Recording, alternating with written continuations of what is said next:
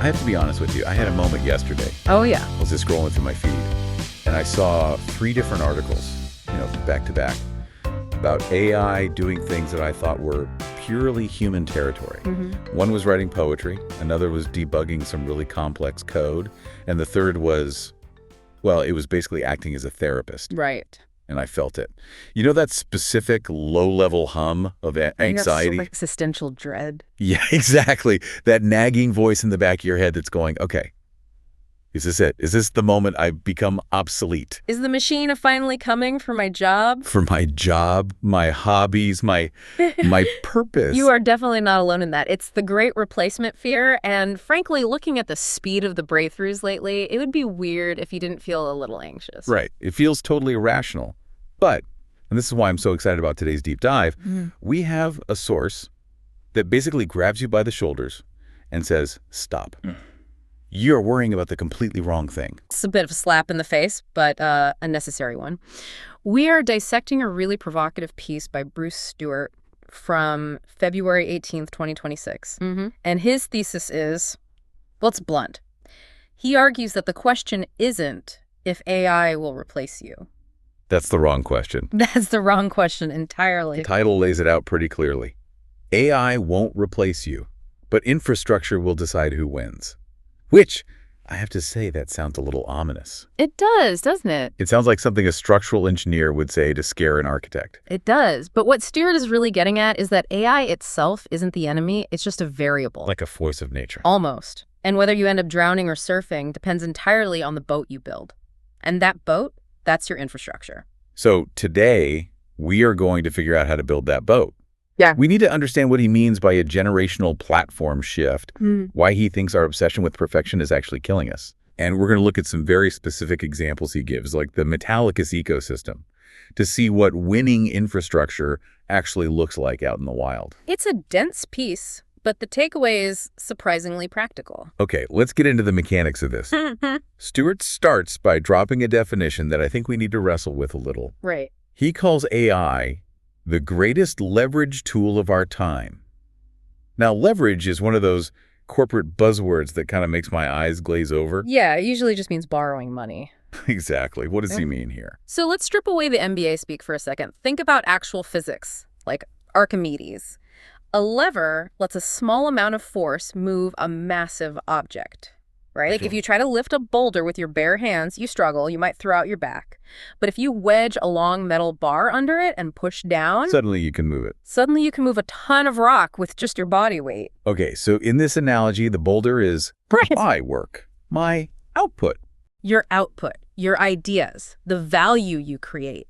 Stewart is saying that, for the entire history of human work, the gap between having an idea and then executing that idea was huge. Right. It took time. It took muscle, money, teams of people. Exactly. AI is the metal bar. It collapses that gap. Give me a concrete example, though, because I use ChatGPT, and sometimes it feels less like a lever and more like a slightly drunk intern I have to babysit. And that's because we're often using it wrong. We're using it to just do a task instead of using it to build a system.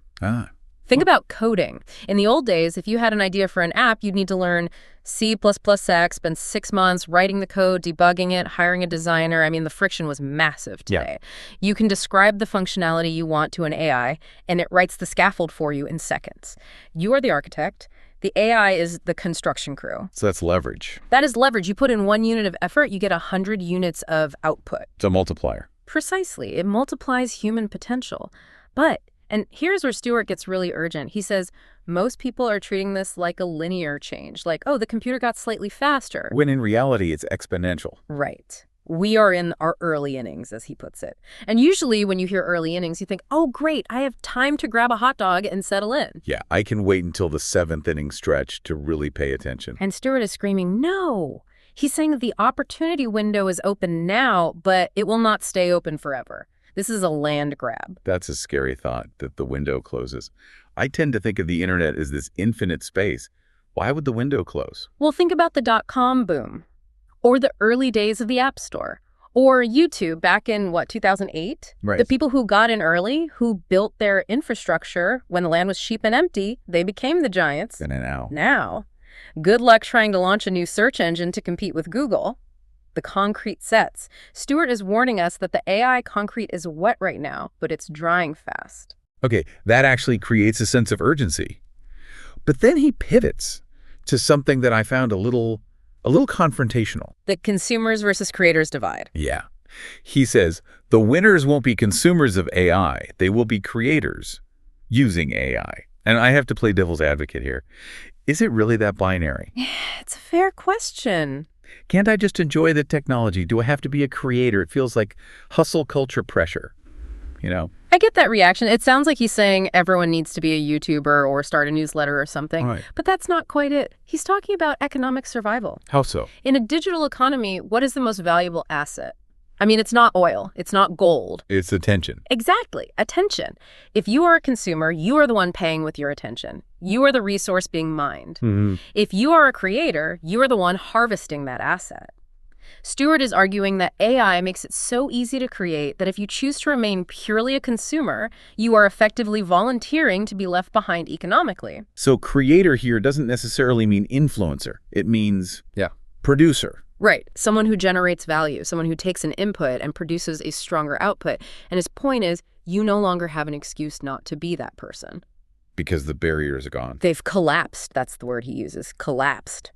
Distribution is free. You can post on X or YouTube or LinkedIn for $0. And now, with AI... the cost of creation is plummeting towards zero. See, that's the part that really messes with my head. If distribution is free and creation is scalable, then the only variable left is you. Your will to do it. Oof, that hits hard. It removes the I don't have the budget excuse or the I don't have the team excuse. It strips you naked, metaphorically speaking. Stewart is pointing out that if you aren't transitioning from a passive role to an active role, you are letting the greatest opportunity for leverage in human history just slip through your finger. Because you'd rather scroll. Okay, you've convinced me, or at least you've sufficiently panicked me. I want to be a creator. I want to build. But this brings us to the next big hurdle, which I think paralyzes a lot of people, including me. The perfection trap. Yes. I want to do it right. I don't want to put out garbage. If I use AI to speed things up, aren't I just adding to the noise? But Stewart has a very specific and, frankly, kind of aggressive command here. Speed of execution matters more than perfection. Stop overthinking. Start producing. That's what he says. But isn't that dangerous advice? If I launch a half-baked product or a messy article, don't I ruin my reputation before I even get started? In a normal, stable market, yes, you'd be absolutely right. But Stewart argues we are not in a stable market. We are in a platform shift. How does that change the rules? Think of it like a land rush in the Old West. If you spent 6 months planning the perfect, most beautiful Victorian house, by the time you got to the territory, all the land would be claimed by the guys who just threw up a tent and put a stake in the ground. So it's about claiming territory first. It's about brand equity. That's the term he uses. You need to build brand equity before the crowd arrives. Right now, because the AI space is still forming, you can establish a foothold just by being there and being active. So later, once you own the land, you can go back and build the nice Victorian house. Exactly. But you can't build the house if you don't own the land. Stewart is saying that perfectionism right now is just a fancy word for procrastination. It's paralysis. It's paralysis. Yeah. The market is moving too fast for you to be precious about your first draft. That makes sense. It's about volume and speed to capture attention while it's still relatively cheap. But let's zoom out a bit. We've talked about the individual mindset. But the title of this source is Infrastructure Will Decide Who Wins. Yes. This is the crucial pivot. And frankly, infrastructure is kind of a vague, unsexy word. When I hear it, I think of servers or fiber optic cables. Right. But Stewart points to some very specific examples, he calls them ecosystems, that he thinks are already winning this game. He specifically highlights the Metallicus ecosystem and the AI robot kitty companion. Okay, let's pause on these, because honestly, when I read that part, my advertisement alarm went off. It felt like he was just plugging some companies. I can see that. But you think there's more to it. Why these two specifically? I don't think he's trying to sell you a subscription. I think he's using them as case studies, as a proof of concept for what he means by infrastructure. Okay. So look at Metallicus. Okay, looking at them, what are we seeing? We aren't just seeing a single product. We're seeing a network. Stewart points to Metallicus because they didn't just build one tool. They built an entire ecosystem that handles the rails of digital interaction. The rails. What do you mean by that? Imagine the gold rush again. The people who made the most money weren't the miners panning for gold. It was the people selling the shovels. And the people who built the railroads that got the miners and the shovels to the mountain. Metallicus, in Stewart's view, is the railroad. They are the underlying layer. So they own the plumbing. Exactly. When the flood of AI traffic hits, it has to flow through something. It has to flow through an infrastructure. Metallicus is positioned to be that pipe. So that's why he calls them a winner.